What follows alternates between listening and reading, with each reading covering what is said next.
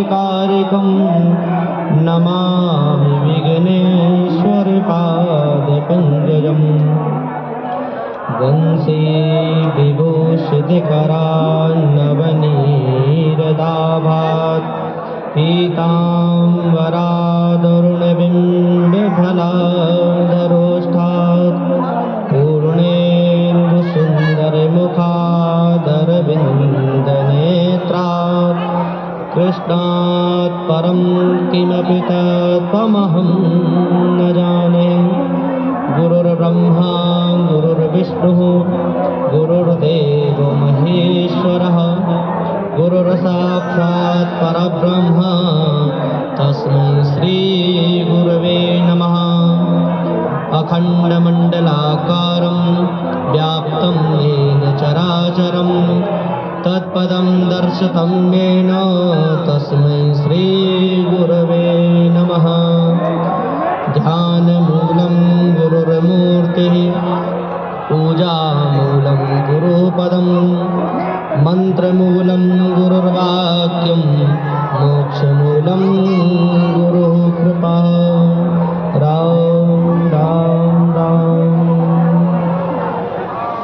आइए परम कल्याणकारी एवं परम सौभाग्यशाली श्रीमद् भागवत की कथा का आयोजन श्री प्रयागराज तीर्थ क्षेत्र में इस प्रयागराज की पावन धरा पर सप्तदिवसीय श्रीमद् भागवत कथा का आयोजन और बड़े ही सौभाग्यशाली लोग हैं जो श्रीमद् भागवत की कथा में अपना योगदान देते हैं, अपना समय देकर श्रीमद् भागवत की कथा को श्रवण करते हैं।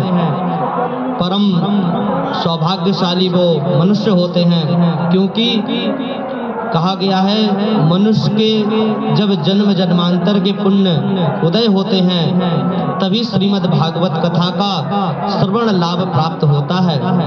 श्रीमद् भागवत के महात्म्य के दूसरे अध्याय में कहा गया है भाग्योदयेन बहुजन्म समर्जितेन सत्संगमञ्च लभते पुरुषो यदा वै अज्ञान हेतुकृतमोहमदान्धकार नाशं विदाय हि तदोदयते विवेकः।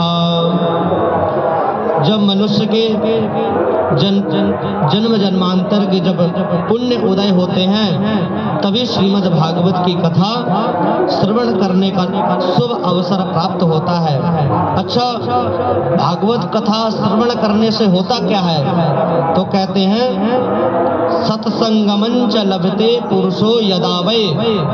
इस सत्संग जब हमें प्राप्त होता है, जब महापुरुषों का हमें संग प्राप्त होता है, उस संग से हमें सत्संग प्राप्त होता है। और वो सत्संग हमारे जीवन में करता क्या है? तो बोले अज्ञान हेतु कृत मोह मदान्धकार। वो जो सत्संग रूपी जो ज्ञान हमें प्राप्त होता है वो हमारे अंदर अज्ञान रूपी अंधकार को नष्ट कर देता है। जैसे भुवन भास्कर जब उदित होते हैं तो त्रिभुवन का अंधकार नष्ट हो जाता है। ठीक वैसे ही जब हमारे अंदर सत्संग, संतों की वाणी, भगवत चर्चा जब हमारे अंदर कर्ण रंध्रों से प्राप्त होती है तो हमारे जो अंदर काम, क्रोध, लोभ, मोह, मद ये सब